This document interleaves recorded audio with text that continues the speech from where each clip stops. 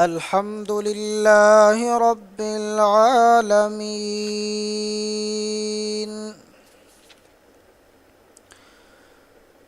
والصلاة والسلام على سيد الأنبياء والمرسلين، وعلى آله وأصحابه أجمعين. أما بعد، فأعوذ بالله من الشيطان الرجيم. بسم الله الرحمن الرحيم. اتل ما أوحي إليك من الكتاب وأقم الصلاة إن الصلاة تنهى عن الفحشاء والمنكر، ولذكر الله أكبر، والله يعلم ما تصنعون. سبحان ربك رب العزة عما يصفون، وسلام على المرسلين، والحمد لله رب العالمين. اللهم صل على محمد وعلى آل محمد، كما صليت على إبراهيم وعلى آل إبراهيم إنك حميد مجيد. اللهم بارك على محمد وعلى آل محمد، كما باركت على إبراهيم وعلى آل إبراهيم إنك حميد مجيد. معزز محترم و مکرم ناظرین کرام، پچھلی ویڈیو کے اندر میں نے یہ عرض کیا تھا کہ نماز اتنا اہم فریضہ ہے کہ اللہ رب العزت نے باقی جتنی چیزیں بھی فرض کیں، آسمان سے فرشتے کو وحی دے کر اپنے محبوب پیغمبر محمد الرسول اللہ صلی اللہ علیہ وسلم کے پاس زمین کی طرف بھیجا. لیکن اس نماز کو جب اللہ رب العزت اس امت پر فرض کرنے لگے تو اللہ تعالی نے اپنے محبوب پیغمبر امام الانبیاء سیدنا محمد الرسول اللہ صلی اللہ علیہ وسلم کو اپنے پاس بلایا. اور دوسری بات میں نے یہ عرض کی تھی کہ یہ اتنا اہم فریضہ ہے کہ جس طرح اس امت پر فرض ہے، اسی طرح پہلی امتوں پر بھی یہ نماز کسی نہ کسی صورت اور شکل میں یہ فرض رہی ہے، اور اس امت کے لوگ اور انبیاء کرام ادا کرتے رہے ہیں. اس کے ضمن میں نے اللہ کے خلیل پیغمبر جد الانبیاء سیدنا ابراہیم علیہ الصلاۃ والسلام کا تذکرہ کیا تھا کہ ان کی شریعت میں بھی نماز فرض تھی۔ آج کے سبق میں سب سے پہلے تذکرہ ہوگا سیدنا اسماعیل علیہ السلام، جو کہ سیدنا ابراہیم علیہ السلام کے فرزند ارجمند ہے۔ ان کی نسبت قرآن مقدس کے اندر اللہ رب العزت نے ارشاد فرمایا وَكَانَ يَأْمُرُ أَهْلَهُ بِالصَّلَاةِ۔ سیدنا اسماعیل علیہ السلام اپنے اہل و عیال کو نماز کا حکم کیا کرتے تھے۔ اسی طرح حضرت ابراہیم علیہ السلام کے بھتیجے حضرت لوط علیہ السلام اور ان کے دوسرے بیٹے سیدنا اسحاق علیہ السلام اور حضرت ابراہیم علیہ السلام کے پوتے یعقوب علیہ السلام اور ان کی اولاد کا تذکرہ قرآن میں جب آیا تو اللہ نے ان انبیاء کرام کے بارے میں فرمایا وَأَوْحَيْنَا إِلَيْهِمْ فِعْلَ الْخَيْرَاتِ وَإِقَامِ الصَّلَاةِ، اور ہم نے ان کو حکم بھیجا، ہم نے ان کی طرف وحی کی کہ وہ نیک کام کریں، اور ہم نے نیک کام کرنے کے ساتھ حکم دیا وَإِقَامِ الصَّلَاةِ کہ وہ نماز کو بھی قائم کریں۔ تو معلوم ہوا کہ ان انبیاء کرام کی شریعتوں میں بھی نماز فرض تھی۔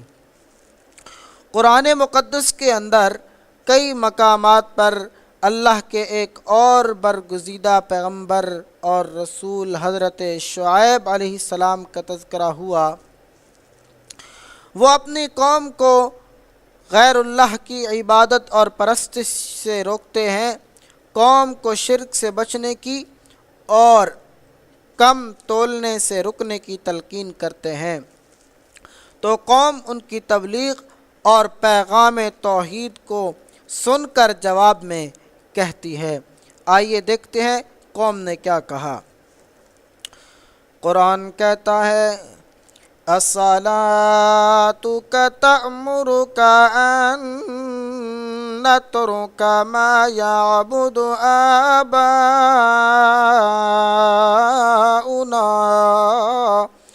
قرآن مقدس کے اندر اللہ نے شعیب علیہ السلام کا تذکرہ کیا تو انہوں نے جب قوم کو غیر اللہ کی عبادت سے روکا، ایک اللہ کی عبادت کرنے کا حکم دیا، تو قوم آگے سے کہتی ہے الصلاۃ تأمرک ان نترک ما یعبد آباؤنا۔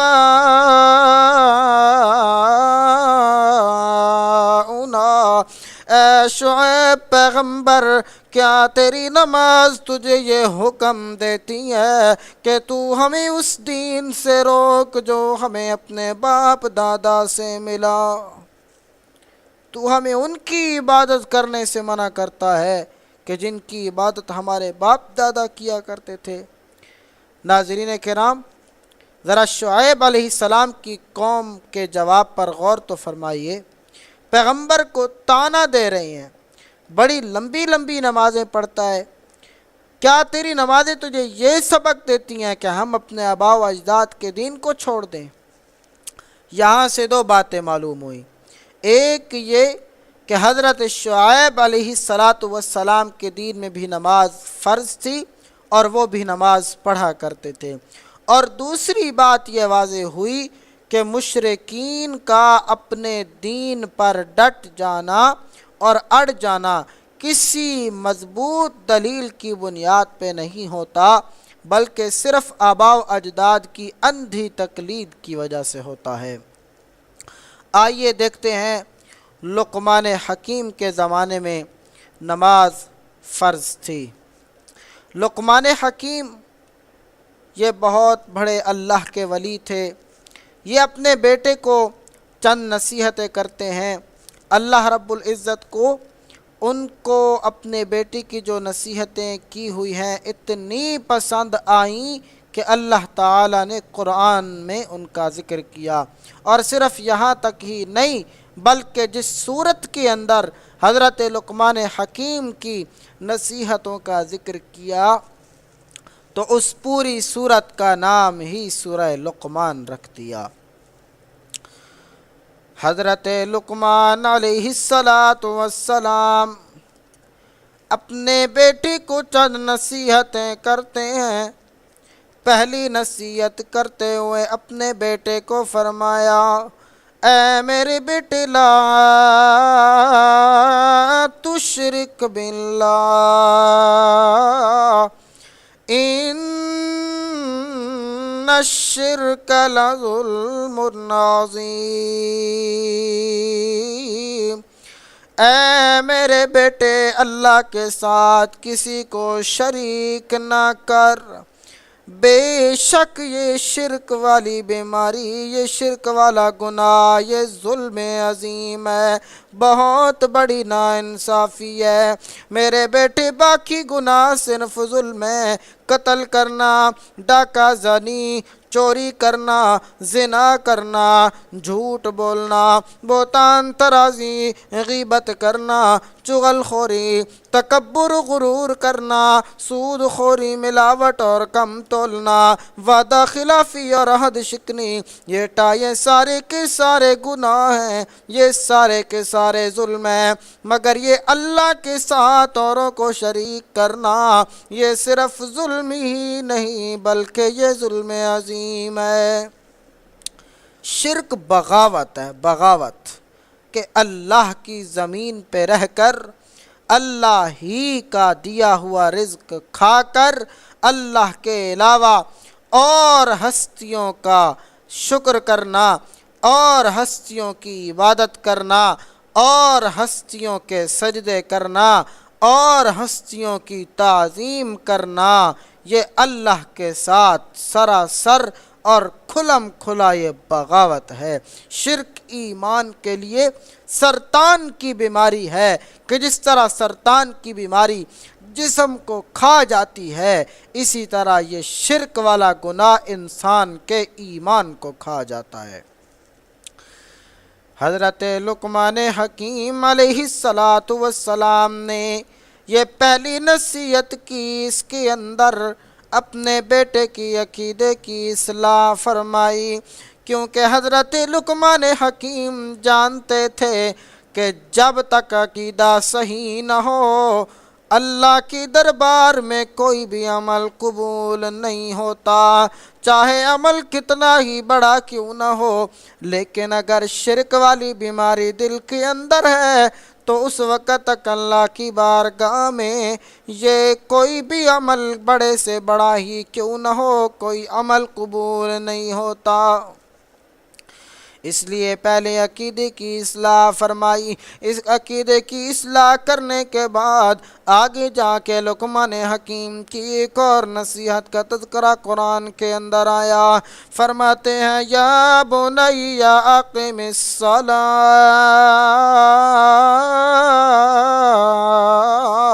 اے میرے لخت جگر، اے میرے پیارے بیٹے، اقم الصلاۃ، نماز کو قائم رکھ۔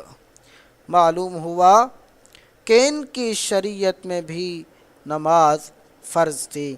تو آج کے سبق میں تذکرہ ہوا سیدنا اسماعیل علیہ السلام کا اور حضرت ابراہیم علیہ السلام کے دوسرے بیٹے اسحاق علیہ السلام کا، اور حضرت ابراہیم علیہ السلام کے بھتیجے لوط علیہ السلام کا، اور ان کے پوتے یعقوب علیہ السلام کا، اور ان کی اولاد کا، کہ ان کی شریعت میں بھی نماز فرض تھی۔ اس کے بعد حضرت شعیب علیہ السلام کا تذکرہ ہوا کہ قرآن میں ذکر ہوا کہ ان کی شریعت میں بھی نماز فرض تھی۔ اس کے بعد لقمان حکیم کا تذکرہ ہوا، انہوں نے اپنی بیٹے کو نصیحت کی کہ بیٹا نماز کو قائم رکھ، جس سے معلوم ہوتا ہے کہ ان کے وقت میں بھی نماز فرض تھی۔